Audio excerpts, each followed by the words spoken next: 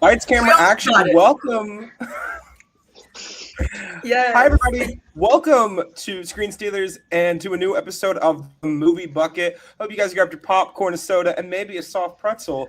And it's time to talk about a movie that probably one of the most artsy things we're going to do on this channel for the next 3 or 4 months. I'm Brook. I love movies. I specifically love animated movies. And I can't get through a series of movies without making us be depressed at least this much. So, valid. There you go. Yeah. And hi, I'm River, and after all that fucking, I'm still here. I survived this movie, and I'm interested. I'll say the word is interesting for this movie. And hola, I am Eduardo. I am the anomalous creature here on this show, here to, just talk about whatever this was. I am very excited to hear your thoughts. Yeah. So, coming off the heels of last week where we talked about a relatively celebrated film that was nominated for a lot of Oscars, as this is Oscar Nominations Month here on the Movie Bucket, we're talking about a movie that was only nominated for one Oscar this week, Best Animated Feature, and that movie is Anomalisa, nominated at the 2016 Academy Awards for Best Animated Feature, losing that award to Inside Out. Makes sense. Controversially, losing that award to Inside Out, I should add.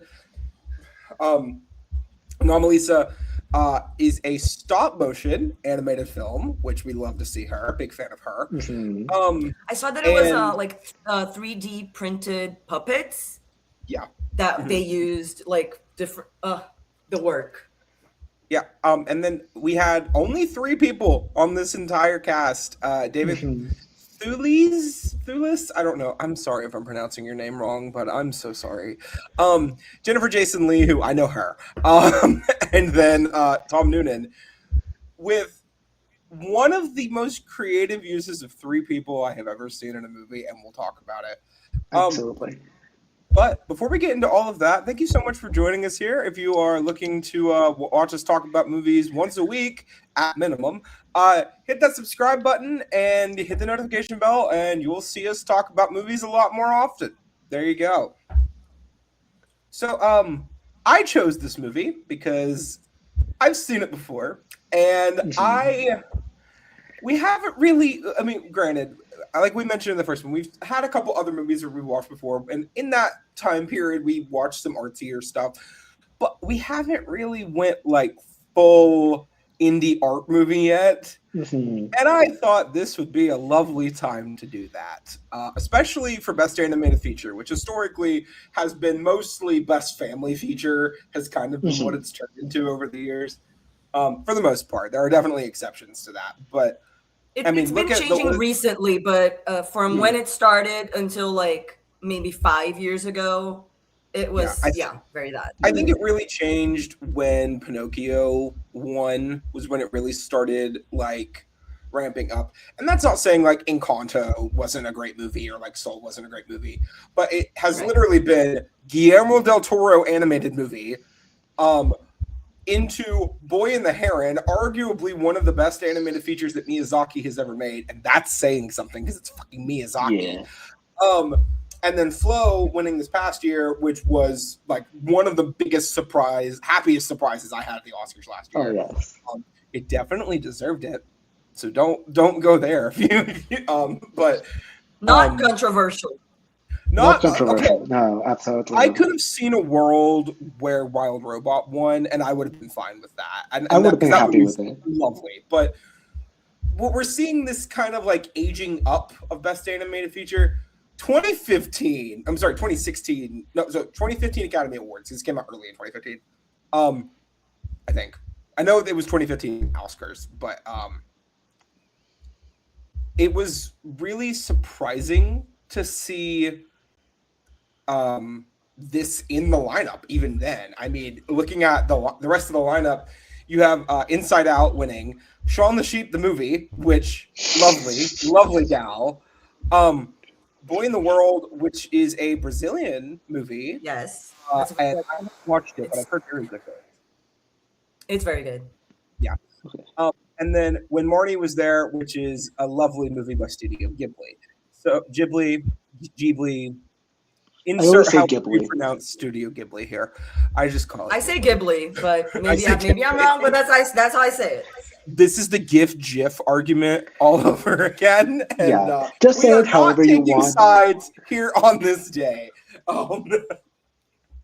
GIF. Beside the point. It's GIF and Ghibli. Moving on. Next. It's GIF and Ghibli. Yes, absolutely. See, this is why we all podcast together. It's because we all agree. Cut to us disagreeing further down. Cut to, yeah. Neither one of you had seen this before. No. It was on my list because I do have on my list every film nominated for Best Animation. So it was already like on my watch list, but I just got to it faster because of you. So here we are. There you go. Yeah. I've heard about this movie. I just haven't watched it, and like I forgot about it in time. But once I saw a very specific clip, I was like, "Oh, it's this movie! Yes, of course, I have heard about this movie." Like it just everything kind of clicked for me. Like, oh yes, it made sense. Yeah. Watching this movie because I watched it, I want to say right before the 2016 Oscars. So when you're, because I tried to watch everything in time. I did not get to Boy in the World in time, unfortunately. And I still haven't watched it, actually. That's something I need to put on my list to get to. Okay, there's still time. Yeah, I mean, all the time in the Boy in the World. But, when you're, sorry, I had to. It was terrible pun. It's terrible pun. It was right there. Yeah, it's right there. Yeah. But when I was watching this the first time, remember I'm 15 when I'm watching this for the first time.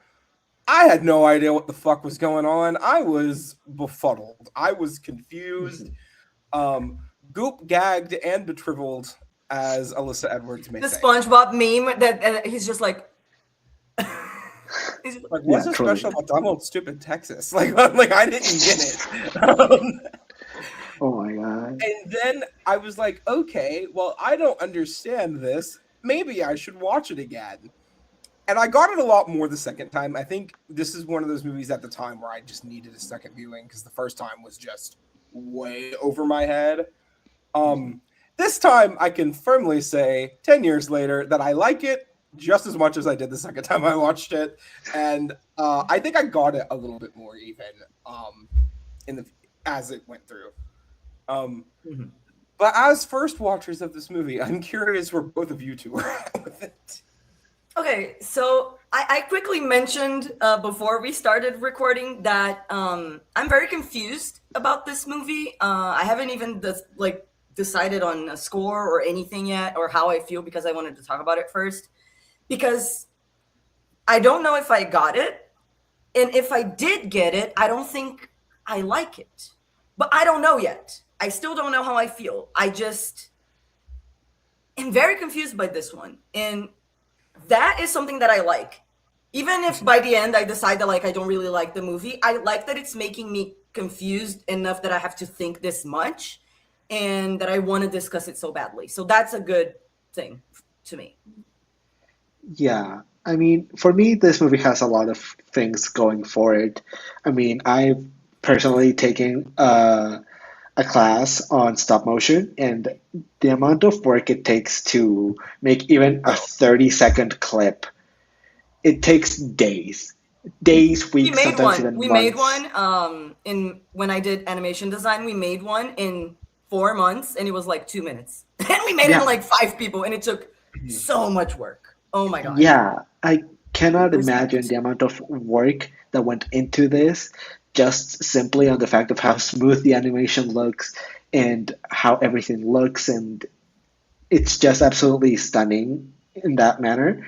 And also, I think I really got it. I said it before we started recording, but I was really thinking what everything meant and how everything worked, and it wasn't until the very end at that very last scene that we get, that like everything kind of clicked for me a little bit. I was like, oh, this makes sense. I got it, and like I like what we were going for. Like it made, like, for me it was satisfying to finally understand what was going on. Yeah. When talking about stop motion specifically, I wanna address that before we get into the meat and potatoes of this movie, because Right. Talk about the technical shit. that's Yeah. gonna take some time. Girl, can I just say the texture of everything is Insane. like the work is insane. Insane. That is something that is not debatable here. Like, So I saw a picture of this when before I watched it the first time. It was one of those things like, here's the nominees for the Oscars this year, and it was like one of those like big variety or parade articles with like pictures from movies, and it was a picture of Lisa and Michael, like that scene where they're walking down the hallway after they leave Emily, right? And it's just both of their faces, and I'm like, animated?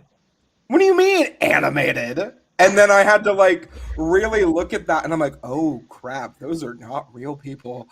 Like, I have never seen an animated movie look this realistic. I'm just going to say that. Now, granted, does it have that same like person to person effect throughout the movie? No. And I don't think it should. But those, like, especially when you're getting the close ups on their faces, are. there are a few moments where it's like it's that, and other little moments bit where you uncanny can clearly valley. tell, but Little bit uncanny valley, but that's okay. But like, I think that's kind of like the vibe that we're going for, like intentional. intentionally as well. I think one thing about this movie that I think I got is that it's supposed to make you feel uncomfortable. Like that's the point. mission accomplished. Yeah. Which I will Yeah. say it did. I was It did. cringing throughout this entire movie. I was like, oh God, oh God, oh God. But when we're talking about the animation, I mean, if you're talking about like the bigger stop motion studio in the world, I'd probably say it's Leica at this point. They haven't released a movie since 2019. So if that tells you how long it takes to make a stop motion movie, they are releasing one this year, allegedly. It's called Wildwood. Look into Wildwood. I don't think they've published much of it at all. It's going to have Peyton Elizabeth Lee and Jacob Tremblay are going to be your two lead actors. And if you know anything about Peyton Elizabeth Lee or Jacob Tremblay, that should make you very excited. And the concept art they published looks really great. But back onto this. This is originally a play that got like it was written as a audio play, and they weren't going to turn it into a movie because he thought that the guy that wrote it was like, I don't think it's going to translate very well. And then someone was like, make it a short movie, make it a stop motion movie. And then they were only going to make it a 40-minute short film, but then they made a lot of money on Kickstarter. So they spent that money to turn it bigger. And then Paramount got involved and helped boost the budget. Which also, Paramount, I know you have the rights to this. Why is this not on Paramount Plus? Real talk. Why is this not on Paramount Plus? I didn't see it. That's crazy. It's on YouTube for free, so I would assume it's not on Paramount Plus. Yeah, free on YouTube if you want to watch this by the time we're done. But just the technicality of this movie, sensational. The score for this movie, I liked her a lot. I was vibing with her. Yes. Quite a bit. Yes. I will Outside say of that that? all of the technical, like you said, like the technical things I think were very good. I want to know if I don't know if we want to get into the voice acting and the lack of diversity and the intentionality and what it was supposed to mean, but I don't know how you all interpreted it. But what I got from it was Michael and Lisa had their own specific voices, and then any other character was the same voice, right? Yes. The same voice and the same face. Oh, well, yeah. But was that intentional to make it translate that like both Michael and Lisa only see each other in their world, and like kind of everyone else doesn't matter and is kind of the same and just an NPC? Lisa, Like, no. Michael, yes. Okay, because Yeah, it's like, exactly. is it both? Is it just Exactly. him because it's from his perspective? Like, I think okay. this is how Michael sees the world, and I'll just say my interpretation of the entire thing. Mhm. I think Michael is bored out of his mind, and he thinks everyone in this world is boring. And the only person that he doesn't think is boring is Lisa, which is why Lisa is the only other person that has a different voice and a different face. Literally everyone else is just an NPC that he doesn't care about, that he's just bored out of his mind. If he has to talk to them, he'll do it, but like he's just so bored with his life, with everything that he's doing, that like he sees everything as incredibly dull and incredibly like samey. And after a long night of drinking and like a mistake that he did of calling his ex, he hears this beautiful voice and he goes running for it and he sees someone that's interesting for the first time. Yeah, See, because that was my question. Like, why Lisa? and You that's know, the thing. because to me It's not it seemed really like explained. it was. Yeah, it's not explained, but it seemed like it was because she worshipped him and whatever, like all of that. But so did Emily. Maybe not in the same way, or like maybe Emily was too overt about it, and like maybe Emily was too direct, and he wanted to feel, like I don't know. I'm wondering like why Lisa? I think it's important to remember how he first meets Lisa and Emily is Yeah. he hears someone speak while he's like naked in his room, right? Like he hears Mhm. someone through the door of his room, doesn't even see her, doesn't know what the hell she's talking about, right? I'm of the opinion, and this is maybe just me, maybe, Mhm. I think a lot of his conceit as a human being, right? And I don't mean that in like conceited. I mean like the way he literally processes the world, right? Mhm. I think he heard something that did like he literally is used to hearing everyone sound exactly the same every time they speak because that's how disaffected he is from everything. And for some reason, Lisa didn't, right? And because of that, I think that's what enamored him with her so much. Um, and I'm going to say something even a little bit more controversial. I'm willing to bet the same thing happened with Bella the first time he met Bella. Mhm. And I'm willing to bet the same thing happened with his wife the first time he met his wife. Mhm. And I think that's why he left Bella was to go be with his wife. Because we see it later in the movie when Lisa's voice starts blending in with that everybody else voice after they wake up the next morning having breakfast, right?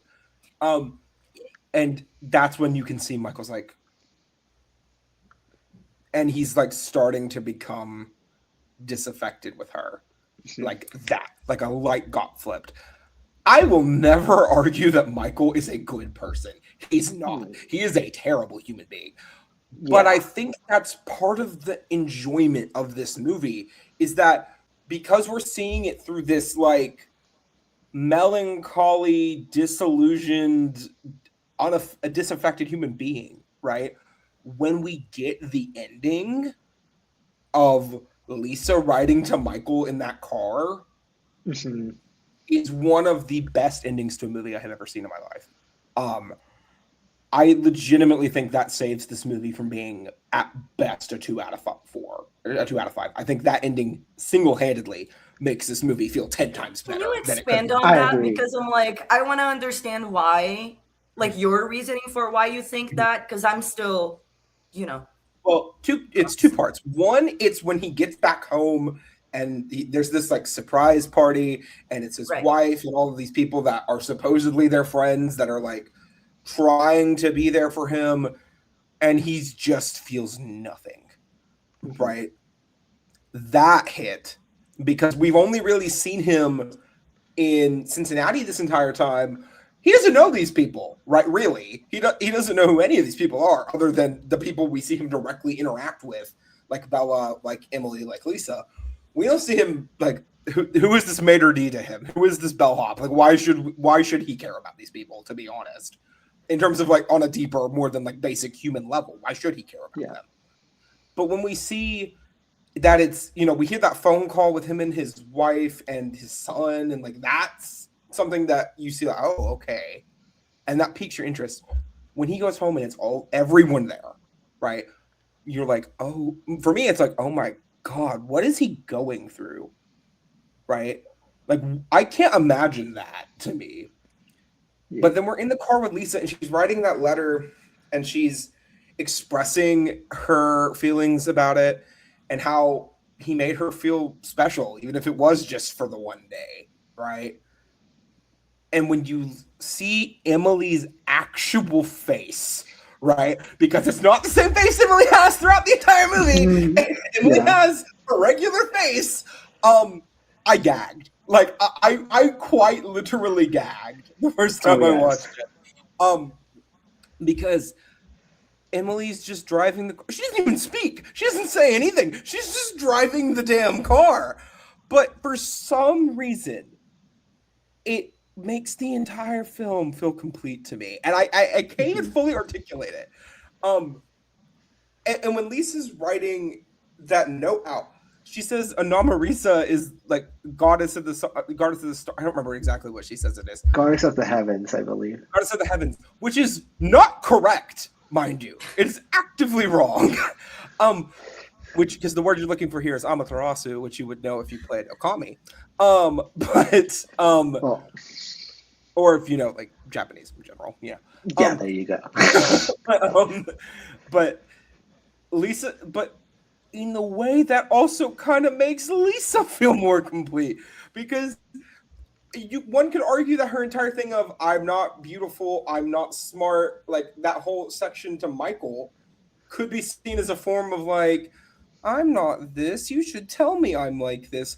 But then we see her as herself. And it's kind of just Lisa being Lisa. Not to be rude, what is special about Lisa? The answer? Not much. Nothing. See, okay. This is what I wanted to hear, because I'm like, maybe I'm seeing this movie with a very narrow view. That's what I'm thinking. Like, maybe I didn't like it because I'm not expanding my mind enough on this movie. But, and I'm willing to, that's why I want to hear all, like, what you both had to say, because I don't know. But to me, it's, yes, there are arguably, you can argue there are more layers and deeper levels to what I'm about to say. But to me, it seemed very much like a man that hates himself and his choices and his life and is just looking for anything that makes him feel alive and excited again. And that is when certain women give him attention, like Bella, and then his wife, and then Lisa. Like, the nerve of calling Bella and just like what he did during that dinner, just like the nerve, the fucking audacity. Like, I know we're not supposed to like this character, and we're not supposed to want to be like Michael or be inspired. Like, I get the point that he's a horrible person, whatever, right? But like, to me, yes, it can go deeper within like depression and all of that, but it is just a man, a creepy old horny man trying to get off. Like, I don't know what to like, I don't know.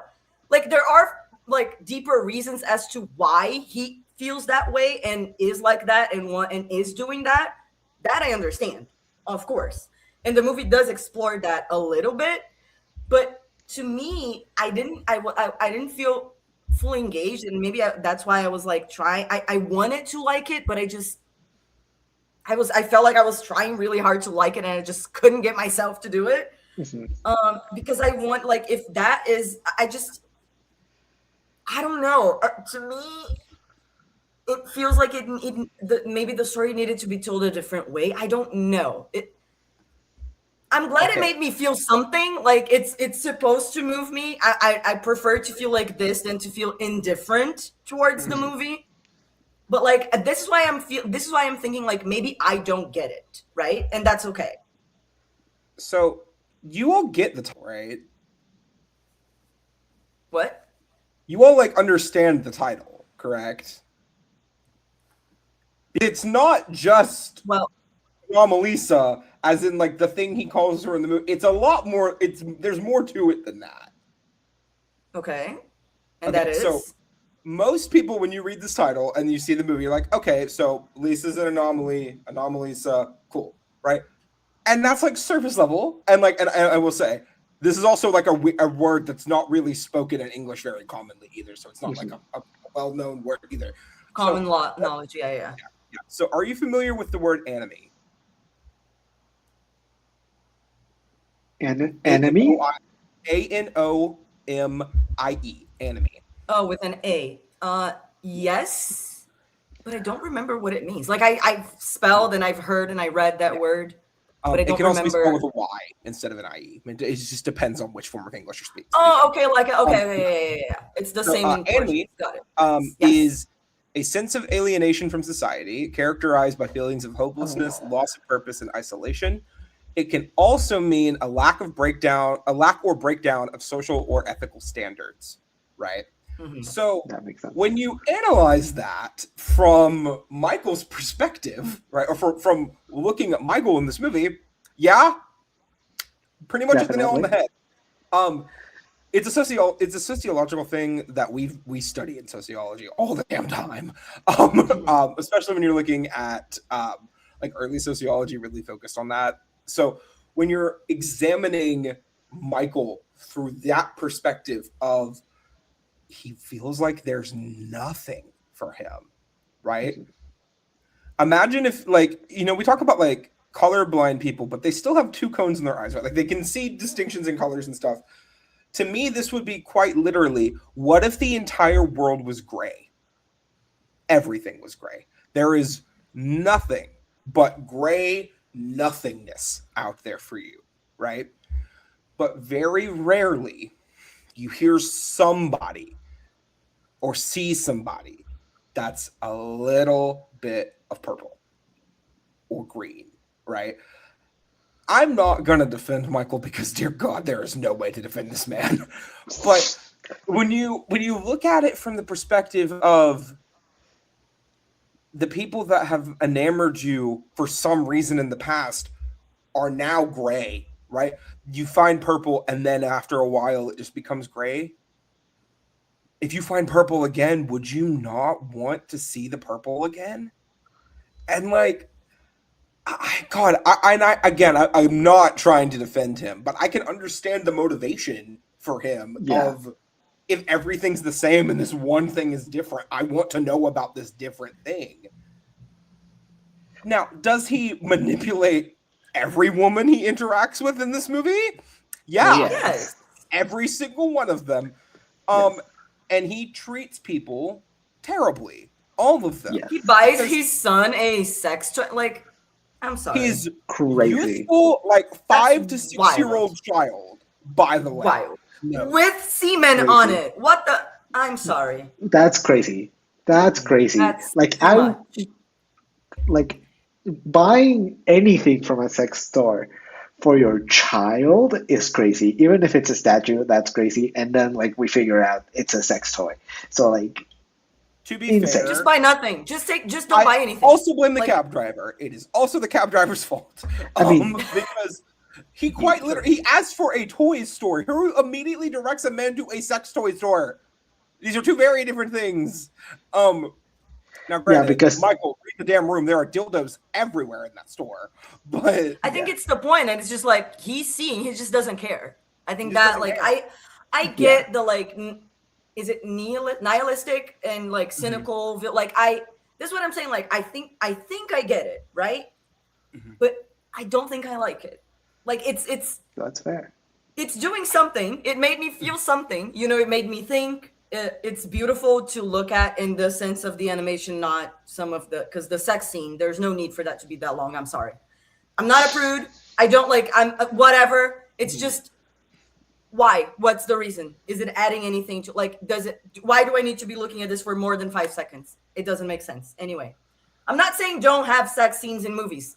That's fine, but that's not what I am watching. So, like, make it as just what's happening next. Like, I care about the plot. I don't give a fuck about any of that. But that's the least. That's like the smallest thing about, like, it's whatever. That's whatever. But it did make me feel very uncomfortable, and I wanted it to be over as soon as possible. I hated it so much. I mean, it. The whole speech, I genuinely could not get through it. I genuinely could not get through it without the way like I was skipping. just like, ew. Yeah, I have a very low cringe like capacity. I can't. So like I skipped through it like bit by bit, like hoping it would get even a little bit better, and it never did. It never did. It got so much worse. Oh God. Oh God. Can I tell you about my least favorite scene of this movie? Because it's so real. Like, this scene is real as fuck.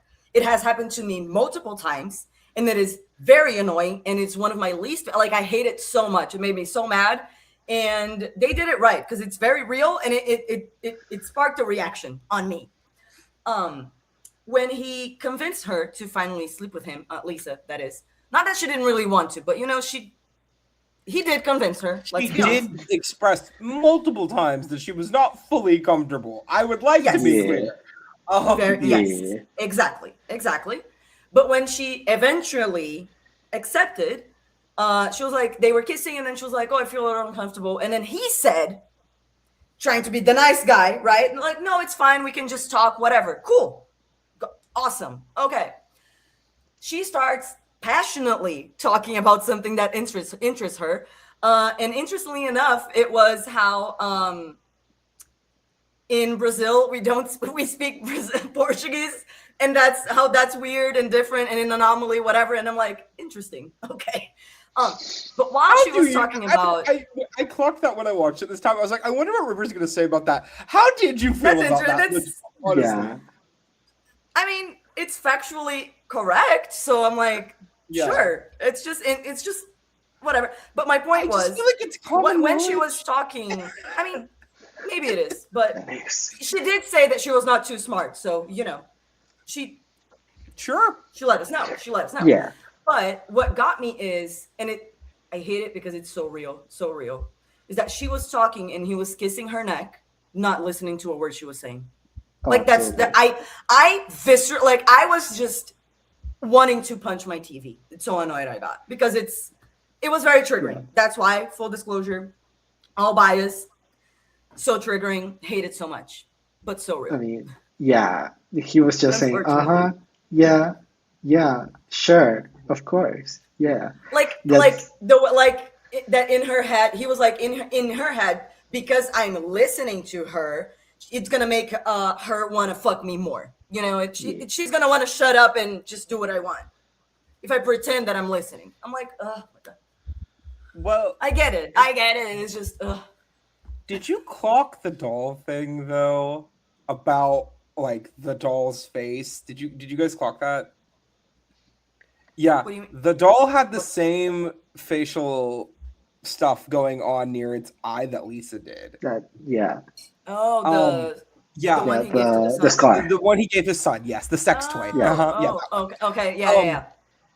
So, again, it's the little things in this movie, and they don't explain anything in this damn movie. Like the nightmare sequence, right? I still don't understand what it because really it showed me. It showed to me what it meant, and that's just my interpretation, right? That it gave. He thinks everyone is in love with him, kind of like that paranoia of everyone wants to fuck me. I don't know, because why would he after conquering the woman that he wanted, right? And it's also that, like, after the conquer, like, it's gone, the spark is gone, like, you're, you know, discarded, whatever. And that's kind of like after they fucked the next morning, he didn't care about her anymore, and he was like realizing that he actually can't stand her.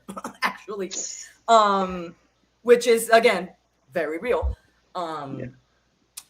But yeah, to me, it was just like, why would he have a nightmare after conquering the woman he wanted that a man was trying to fuck him, and not only that, but everyone that worked for that man also wanted to fuck him, and were begging him to fuck anyone else but Lisa. Like, it's kind of like his subconscious mind telling him to ditch her and to let her go, and to, move on to the next one. Don't be with her. Maybe. Or maybe it didn't mean anything. You know what I mean? But I feel like that could be. Could be. The way I saw it was, Michael had found something that he enjoyed for the first time in a while, and in his dream, he thinks like he genuinely thinks that everyone is out to get him, and everyone kind of hates him, and so everyone is trying to ruin his life, and everyone's trying to take away that one thing that he finally found that he kind of likes a little bit. The inner saboteur. An inner saboteur, or like. Yeah. Everyone, that feeling of everyone is out to get me and no one wants me to be happy. And that's why everyone's just like, be with me so that you can be miserable and unhappy, instead of being with Lisa, who is someone interesting that you think is like fun and unique and like out of the norm. Like, fuck me so that you don't fuck the one thing that you think is interesting. That's interesting. Like, maybe so. Because that's interesting. So it's kind of the opposite of what I said it could be, which is like it's a different form of sabotage. It's just the opposite, like the other side of the coin. Yeah. That makes sense. And one he's self-sabotaging, and in the other one, everyone is out to sabotage him. Yes. And I think the ending of the movie kind of wraps that up really well, because I do think by the end of the movie he does realize he's the problem. Right, when he's sitting with. If he doesn't, we do. Okay. Let me ask you a question. When did you realize Michael was a shit human being? When he called his ex. That is the correct answer. Literally. If your answer is not by the time he called his ex, after not speaking to her for 10 fucking years, to essentially. Actually, no. You know when it was? It was before that. Is when he was on the phone with his wife, and she said. She was like, let me get our son on the phone. And he was like, no. Like, at the moment that he didn't want to talk to his fucking son, I was like, trash. Yeah, the moment. Trash. Oh, God, I have to talk to my own son. I was like, that's weird. And then when Lisa asked him, like, in the end, like, oh, if you tell your wife, but don't tell your son, like, tell him that and say that he doesn't have anything to do with it. And then he's like, no, but it is about him, too. I'm like, fuck you, actually. Like, rotten hell, actually. Can I also say the fact that he only calls his son Slugger throughout the movie? He doesn't remember his name. I'm the name, so not one, sorry. not a name. Not that hits so damn hard, and it's such a simple way to tell you just how much this man does not care about the people around him, right? But like when we get to that final scene where he's getting the surprise party and all that stuff, and when all that's going down, right? The very last bit where he's sitting on the staircase beside the doll, right? Right. I think that's when he gets it. I think that's when he realizes what has happened. But at the same time, what can he do to change it, right? What can he do to make him care about people? I mean, I'll be 100. I have had people in my life that I don't care about, that I'm like distantly related. I mean, not like a family member, but like, acquaintances or like work people that I know that I'm just like, you're a human being in my world. That's about it, right? It's kind of hard to make yourself care about something, right?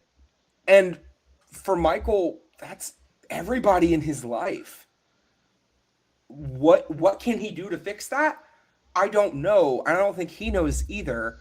But I think recognizing that he's the problem is the first step to maybe fixing a problem. So I hope that, I mean, again, we don't need a sequel to this, dear God. Please don't ever make a sequel. No, please don't. No need. I'm hoping that interpretation of what happened with him is correct, because that kid deserves better. His wife deserves better. Everyone in his life deserves better. There was one scene. I'm sorry, because go ahead. No, go ahead. Because I was looking at my notes, and there's the scene. It's during the nightmare, right? Where he's like, It's during the nightmare when he's after the hotel guy says like that he's in love with him, he runs from everyone and he's like going back to the room. I think it's when he's like in the hall and he looks in the mirror and like the mask, like his face falls, like the mask falls and then he puts it back. That could also mean that like he knows that he's wearing a facade and like he knows that he's manipulating people into doing what he wants and liking him. Like he knows what he's doing with Lisa, right? And he's kind of like scared that she's gonna find out that he's a fraud. You know what I mean? That she's gonna like see him for who he really is. I think that maybe, because I was like, what was it with that scene? Like, why was that a scene in part of his nightmare of like that the mask falling off? Like, what does that mean? And I think it's that it's like he knows how rotted he is on the inside, but like he doesn't want other people to see him that way. Because he's a speaker, like a motivational speaker kind of thing. So like he needs to be seen a certain way to kind of be able to do his job. You know what I mean? Mm-hmm. So maybe that, like the fear of being discovered or seen, you know. There's just a lot to dive into with this movie. That's what I'm saying. Like there's a lot of layers. Yeah. Again, this is one of those movies that there is no real correct interpretation. I think you could, someone could come up to me and say that this is an allegory for like Orpheus and Eurydice. And if they had the logical explanation for it, I would at least hear them out. Right. Like this movie is that wild. It opens a lot of hear me outs, you know, there's a lot of things that somebody could look at me and go like, hear me out, insert XYZ. Emily's actually the real villain. And I'm like, what? And I'll be like, I'm leaning in. Go ahead. I'm interested. Tell me everything. Yeah. Elaborate. And I will say, I did look up fan theories for this because I wanted to be prepared in case anyone had something to specifically bring up. One of the popular theories for this movie is that Lisa's not a real person and that the entire thing is his hallucination with the sex doll, right? And there that he fucks and then gives to his son, and then and there are some things that point to this, including Lisa randomly being able to speak Japanese for a bit in this movie. Which note, it is a Japanese sex doll, so like. There's enough there that one could make, and of course, like the facial scarring and that kind of thing.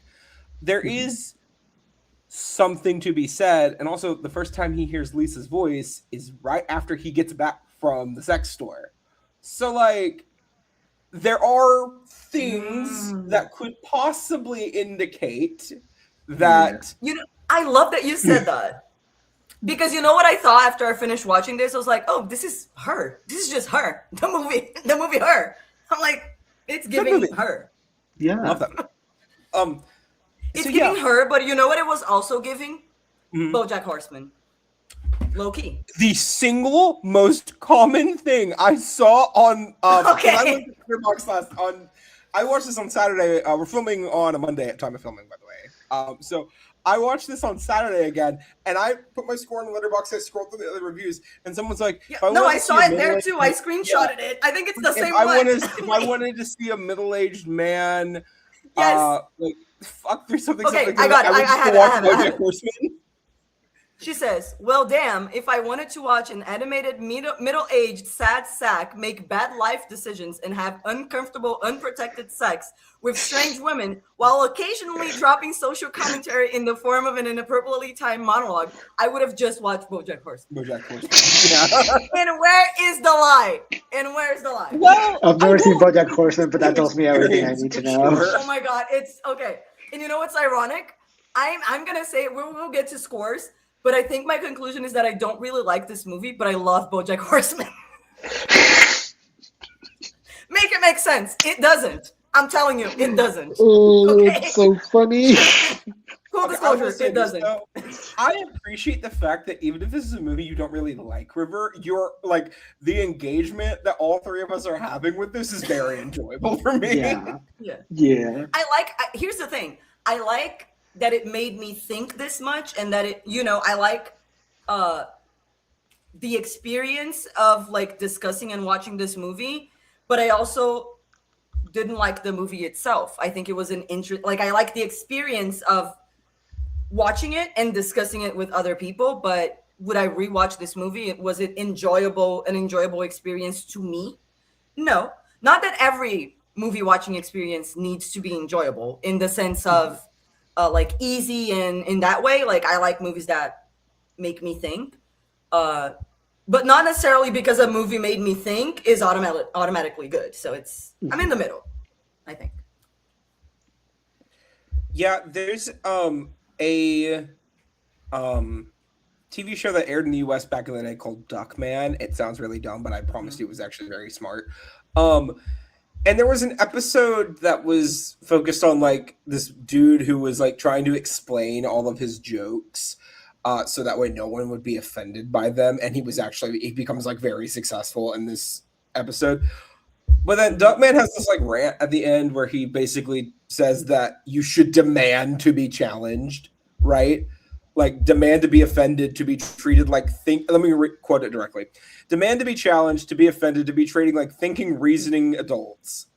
Don't let a comedian, a network, a congressional committee, or evil genius take away your freedom to laugh at whatever you want, right? And to me, this is one of those like demand to be challenged. Like, watch this movie, see what you think about it. If you think that every single person in this movie is a terrible human being, except for the wife and son because they did nothing wrong, you know what?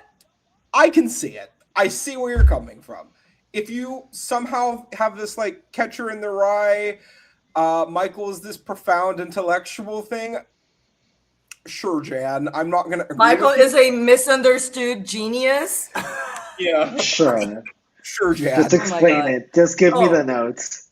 Yeah. Another note that I wrote down is of a silly way of how this movie made me feel is that Lisa and Michael are just two dumb bitches telling each other exactly. That's just. That's true. Because they're both fucking crazy. Like they're both crazy in different ways, and they both have very low self-esteem and hate each other and hate themselves in very different ways. Yes. Absolutely. Don't we all? Because Lisa, all love, but you gotta hate yourself so much to be with a man like this. All love, sister, all love. Mm-hmm. God, but pick up that crown, queen. Oh my God. When we're listening to Lisa talk about like Cyndi Lauper, right, and that entire, but that's the thing. I was so interested in Lisa, even if she is, like we've said in this review, she's not special, and she's very clear about that she's not a special person. And I think she is intentionally written to be that way, so that way we don't think of her as this like. I think she's written as Michael sees her. Like he sees her as just an object, basically, like a place for him to get gratification, not just in a sexual way, but other ways. He also sees her as perfect, and that's where it gets this. Yeah, but she's perfect because she's small as a person. Like she's not a layered, complicated person in his eyes, right? Because she is actually, but he doesn't see her that way. It's like because he wants something that's easy in a way. But then you have to look at the Bella situation, right? Like this movie, it does things to me because anytime I talk about it, I end up having these like rants, and I can't not look at the Bella situation, right? Of all of that, right? What possessed this man to not only call her 10 years later, right, meet with her, right, try to have a conversation with her, and then immediately proceed to wanting to fuck, right? What was that line, right? Where did it start, right? I honestly think maybe he wanted to see if her voice would be different again. If she was going to be that little dot of purple in the world of gray for him. And when she wasn't, he wanted to see if maybe it was just because over the phone, right? And then she's in person, but she's interested now. And now he feels like maybe he wants to try to feel something again. Like, God, Michael's not complicated, but this entire movie is complicated, and it's so damn annoying. Lord have mercy. Well, how are we feeling? You know what? There's a quote that Michael said that I think sums it up pretty well. He said, and I quote, "I think there's something very wrong with me." And you know what? He's right. Yes, he is. If you want to sum up this movie, Michael, there's something really wrong with you. That sums it up. Yeah. The one moment in the movie I agreed with him. Valid. I was like, yes, Yeah. queen, work. We're so good for that. We love a self-aware queen. Mm-hmm. He knows. Yeah. There's a line in this movie that I think you mentioned that quote, but there's something else I wanted to read a second ago. I think you're extraordinary, but I don't know why yet. Right when he, yeah, that's the romanticizing, like the idea of someone and not giving them a chance to just be a person, you know, before you idealize them. It's very manic pixie dream girl. It's very, you know, I don't know if maybe it's because, you know, identifying as non-binary, but being socialized and seen and treated as a woman, because that's how people see me, because I don't, that's how I look, you know. Maybe it's that and the experiences that I have that kind of get in the way of a few things with this movie for me. But I think that's part of it as well. Like, yes, my life experiences do affect the way that I consume media. Like, I think that's everyone. You know what I mean? We just have different experiences, and so we consume media in different ways. So that's, you know, I'm not saying my opinion is the correct one. I'm just saying, you know, it was a tough watch to me. Like, I will give it praise for where I think it deserves, and for the technical work of the animation and all of that, and just for the simple fact that it wasn't necessarily pleasant to me, and I didn't love this movie, but it's not bad. Just because it makes me feel uncomfortable and angry, and you know, there's art is supposed to make you feel something. So I appreciate all the discourse that came from it. So, you know, I appreciate parts of it, but I'm also like, fuck off. So I'm like, actually, what is this? well, on the note to fuck off, I think it's about time we listen to that. So it's about time we fuck off out of here. We fuck off. Yeah. We've talked about this movie for an hour. I'm just going to say it's free on YouTube, at least in the US. I can't speak for every country, but I can say here, free on YouTube. If you're watching internationally, I can't tell you, but I will say it's at least on YouTube. I didn't say I didn't say that. Who said that? You didn't say that. No, nope. At least on YouTube. I don't. So if you're interested in checking out whatever the hell we just watched, there you go. It's worth at least one watch. I will say, as the person that I think enjoyed the movie the least out of the three of us, it is. I still think it's worth a watch. It's interesting. Well, are we ready to get into scores? Yes. Yes. Well, I did give my score. I will say, it's possible that I will change it tomorrow. You know, that's fair. As it was my selection, I'll go first. I really like this movie, even if I don't like, honestly, really anybody in it. I don't have to like the characters to be invested. And I'm still 2 days later since this rewatch, I'm still trying to figure out what the movie is trying to say. And because of that, I really appreciate this movie for what it is. I think it looks fantastic. I think the technical aspects of this movie are great. Love the score. I will say, though, there are a couple of things that drag it down for me. And as such, I do give this a 4 out of 5. With the note that had maybe the screenplay itself been a tiny bit tighter, maybe I would have a little bit higher. Because I think there are aspects of this movie that don't need to be here. Yeah. I for the reasons that I mentioned before, like the animation, everything, and just how much it made me go in my head and think about shit.